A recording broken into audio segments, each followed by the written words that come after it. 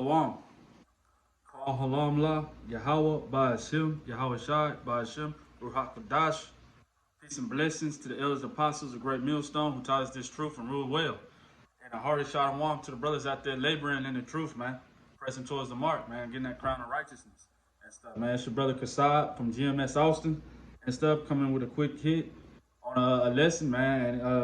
I believe I'm called this, label this lesson pressure and stuff, and pertaining to the truth, man. Because when people hear the truth, it's pressure on their ass when it comes down to it. It's pressure for them to get right. You know what I'm saying? And leave a life of sin when it comes down to it. And only the man of the elect are going to hear, these truths and understand these truths in which we speak of, man. And start this off with John 8:32. And you shall know the truth, and the truth shall make you free and stuff, man.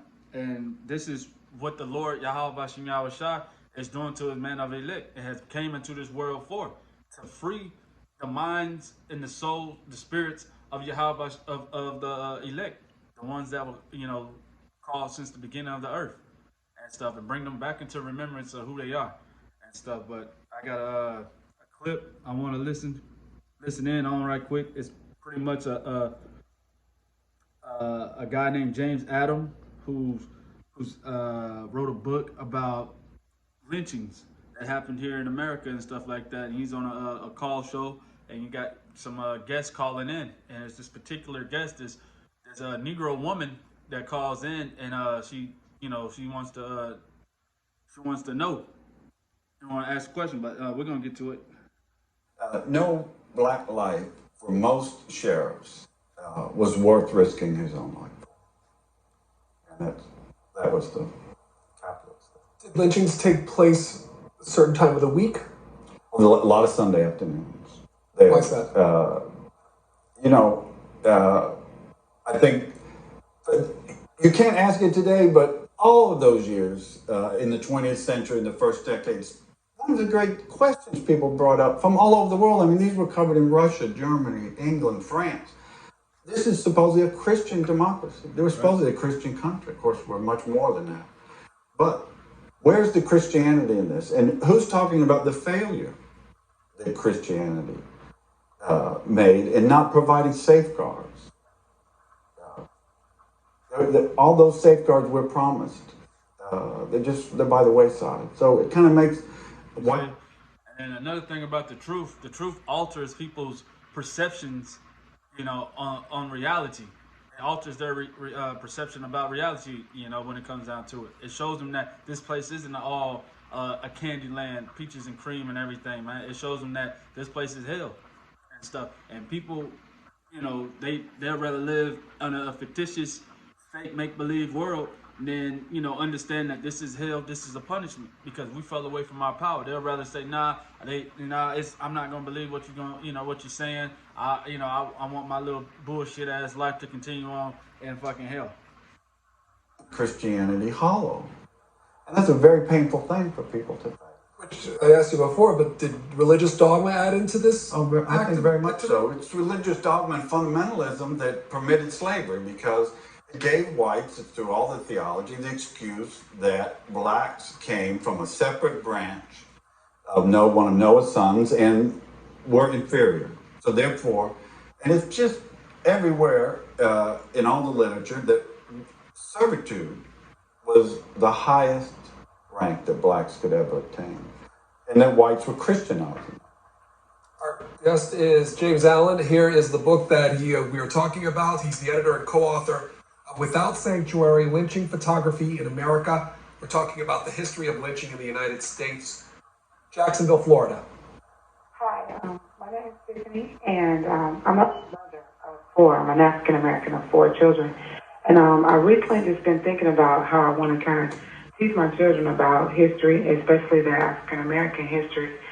And the first thing you realize, she's a mother of four. Where's the daddy at? Where's the daddy at? Well, they do away with the daddy precisely and purposely so that he won't tell their children about this. Now she's sitting there with the questioning an Edomite man at the end of the day, probably expecting him to say like, "Nah, don't tell him, just sweep it up under the rug and stuff." But listen to what he says. I was kind of contemplating in my mind about what kind of effect teaching them about slavery and lynching and things like that would it have upon them? Am I going to continue to make them feel inferior to white Americans by teaching them things like this? Or should I just move on past this and kind of look forward? I really don't. Well, if they get the truth, they're going to be immediately right there superior to white Americans, because to this day there's tremendous editing of history in our historical societies and museum world and the university. And you know, that's basically all I wanted to get out of that right quick, man. And you know, he's basically saying that how more powerful you're gonna be with the truth, man. That's been hidden away from you from all these, you know, that they've took crafty counsel to keep this away from you, man. And stuff at the end of the day, man. And so at the end of the day, we're gonna get into some scriptures right now and stuff. We're gonna start with Pontius Pilate when he asked Yahushua, you know, what is the truth? And this is John 18:37. Pilate therefore said unto him, art thou the king? Thou a king then? Yahushua answered, thou sayest that I am a king. To this end was I born, and for this cause came I into the world, that I should bear witness unto the truth. Everyone that is of the truth hears my voice. And once again, everyone that is of the truth, a particular set of individuals are going to be able to hear the voice of the Lord, man. Hear the shepherd, you know, and will not hear the voice of a stranger when it comes down to it. And Pilate said unto him, what is the truth? He's confused because once again, the scripture bears witness that it must be, you know, must be fulfilled. He just said it. He said anybody that was of the truth. He obviously wasn't of the truth when it comes down to it. So what is the truth? And when he had said this, he went out again unto the Jews and said unto them, I find him no fault at all. He said, I don't see nothing wrong with this guy. But yet they still wanted to kill him and persecute him because they knew how powerful the truth was and how it would affect the individuals out in their society, and it would, you know, it would change things when it came down to it. And not knowing that by him being crucified, it completely changed everything because the scriptures must be fulfilled, man. And it was prophesied all the way back in the book of Isaiah, you know, all the way in the Old Testament and stuff, in the book of the prophets, that he'll be raised up for everyone, man. And stuff, man. And so, and then this is going on. This is Isaiah 5:13. Therefore my people are gone into captivity because they have no knowledge, and their honorable men are famished, and their multitude is dried up with thirst and stuff like that, man. Hey, dried up with thirst. Basically dry bones, man. All right, have not the spirit of life dwelling inside them, which is Yahweh Bashem Yahushua, which is the truth. All right, they're okay with this bullshit out here, this deaf society living inside the death valley. You know, the shadow of the valley of death when it comes down to it, man. They're sottish children, and they have no understanding, man, and stuff. We understand that the fear of the Lord is the beginning of wisdom, you know, and these people do not fear the Lord. They will not submit to the Lord. They go about to establish their own righteousness when it comes down to it.